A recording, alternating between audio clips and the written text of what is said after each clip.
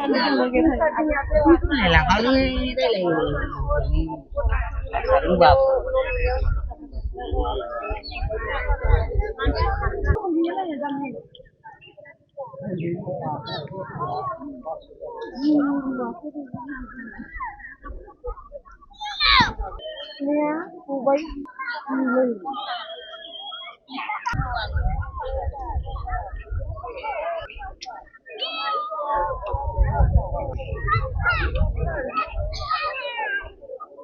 सिनायखायोना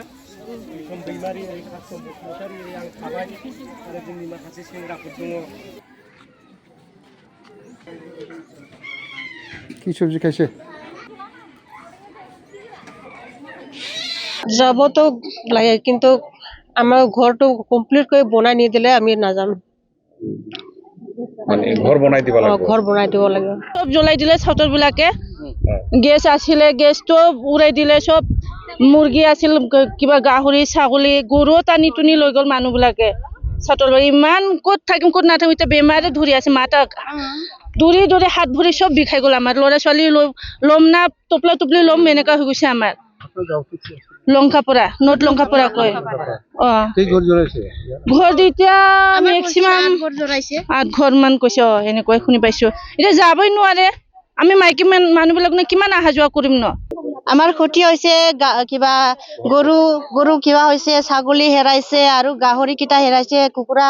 কিটা সব হেৰাইছে আমাৰ আৰু মানুহ নাই ক'তবা মৰি আছে ক'তবা ঘৰটো জ্বলাইছে আমাৰ গেছ টেংকিও পুৰা জ্বলাই দিছে আৰু বাছত পত্ৰ সব নাই আমাৰ এতিয়া বনাই খাব একো নাই বিস্কুট দিয়া নাই একো নাই দিয়া এইটো কাৰণে চৰকাৰে ল'ৰা ছোৱালী কিটাও অলপমান খোৱা কিবা কৰা অলপমান চাওক আৰু বেমাৰ আজাৰটো ৰাতি শুই আছে পুৰা ল'ৰা ছোৱালী কা হৈ পেলাই কান্দি আছে পুৰা ল'ৰা ছোৱালী মানে আমি চাউল আনিছো ইয়াতে অলপ বেছি পৰিয়াল হয়তো আছে 1300 মান 7 বেগ মান আমি আনিছো আৰু শুনিছো যে চৰকাৰৰ পৰা নিশ্চয় দিব মিঠাতেল আৰু এইফালে চাবোন চাউল দালি এইবিলাক আমি দিব আহিছো আমি সঁচাকৈ দুখ প্ৰকাশ কৰিছো যে কিছুমান সমাজত এনেকুৱা বেয়া মানুহ থাকিলে এনেকুৱা ভাবিব নোৱাৰা ঘটনাবিলাক হৈ যায় এতিয়া বেয়া মানুহে কামটো কৰি থৈ গ'ল এতিয়া ভাল মানুহবিলাকে এতিয়া কষ্টটো পাব লগা হৈছে না সৰু সৰু কণ ল'ৰা ছোৱালীবিলাক এতিয়া না খাব না পঢ়িব না শুব না একো নাই অকল বড় হৈছে এইটো নহয় যি জাতিয়ে নহওক কিয় এনেকুৱা যদি ঘটনা হয় গোটেই জাতিয়ে দুখত থাকে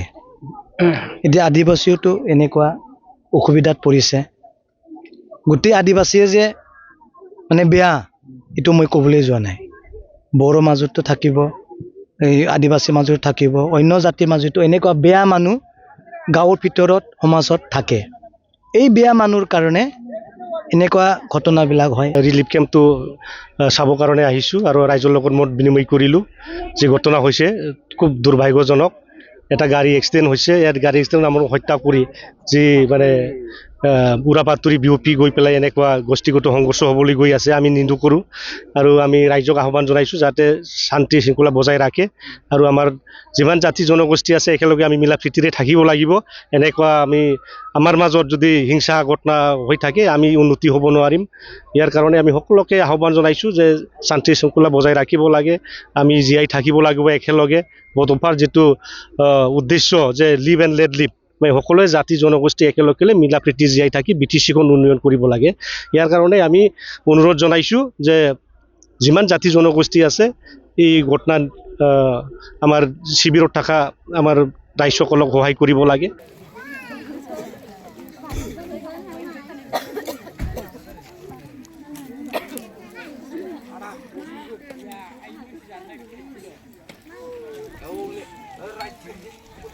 এই কেম্পত আহি লগ পাইছোঁ মই চাৰ্কেল অফিচাৰ আৰু এজন SDO গতিকে তেওঁলোকে কৈছে কিছুমান মানে গাঁৱলৈ পুলিচ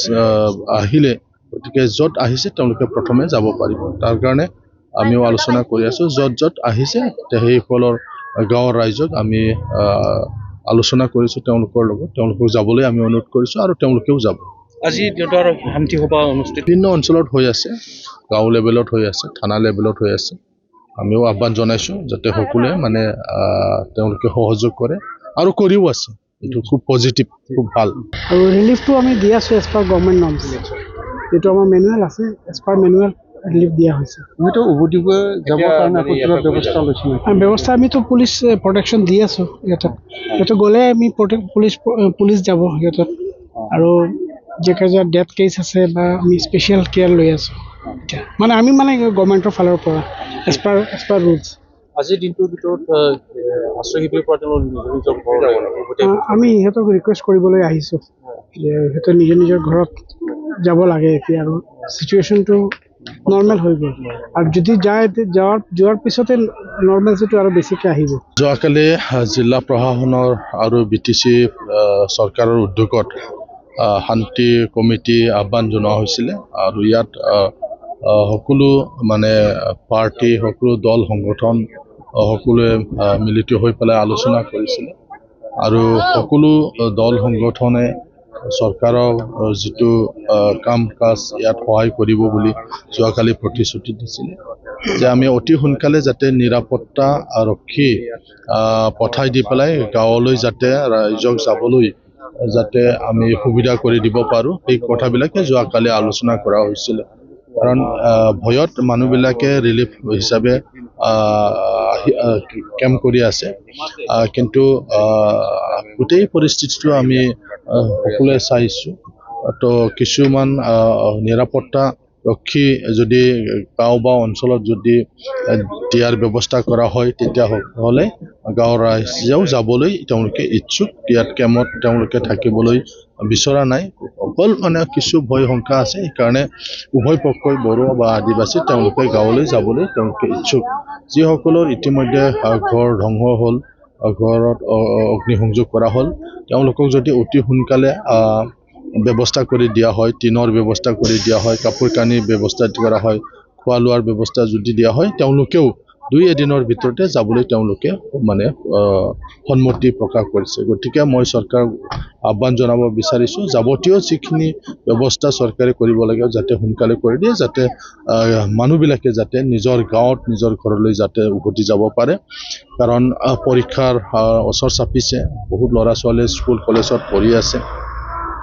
খেতিৰ সময়, ঘৰত মানে গৰু ছাগলী এনেকুৱা জীৱ জন্তুও আছে। গতিকে তেওঁলোকে নিজৰ ঘৰত যাবলৈকে তেওঁলোকে ইচ্ছুক কৰিছে, মাত্ৰ চৰকাৰৰ ফালৰ পৰা তেওঁলোকে বিচাৰিছে যাতে নিৰাপত্তাৰ ব্যৱস্থাটো যাতে কৰা হয়। আপুনি বিচৰা বাতৰি পাব কেৱল নিউজ 18 এপত। নিউজ 18 এপ ডাউনলোড কৰিবলৈ স্কেন কৰক এই QR কোড। গুগল প্লে ষ্টৰতো পাব এই নিউজ 18 এপ।